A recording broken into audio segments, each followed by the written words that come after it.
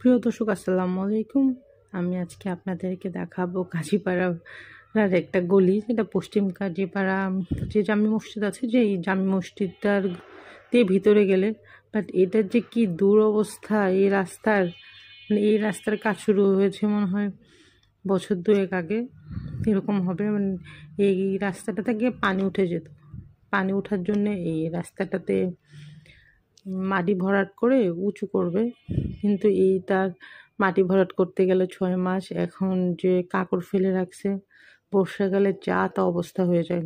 এইবার বর্ষার সিজনে তো এটার অবস্থা আরও অনেক বেশি খারাপ ছিল। আসলে গাড়ির থেকে আমি কতটা বোঝাতে পারছি বুঝতে পারছি না, কিন্তু এই রাস্তার অবস্থা খুবই খারাপ। এই যে মাঝখানে মাঝখানে এরকম মানে ম্যানহোলের জন্য উঁচু করে রাখা আছে, তো এই অবস্থা চলতেছে অনেক দিন ধরে। তো দেখতে পাচ্ছেন আপনারা কি অবস্থা রাস্তার। এই রাস্তা দিয়ে চলাফেরা করা খুবই মুশকিল।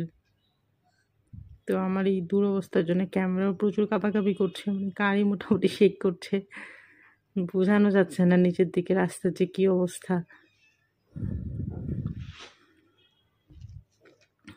আর রাস্তা উঁচু করা, আশপাশে অনেক বিল্ডিংয়ের যে নিচের তলা যে ফ্লোর, এটা নিচু হয়ে গিয়েছে, এই জন্য রাস্তা থেকে পানি বৃষ্টি হলেই বিল্ডিংয়ের ভিতরে গড়িয়ে যায়।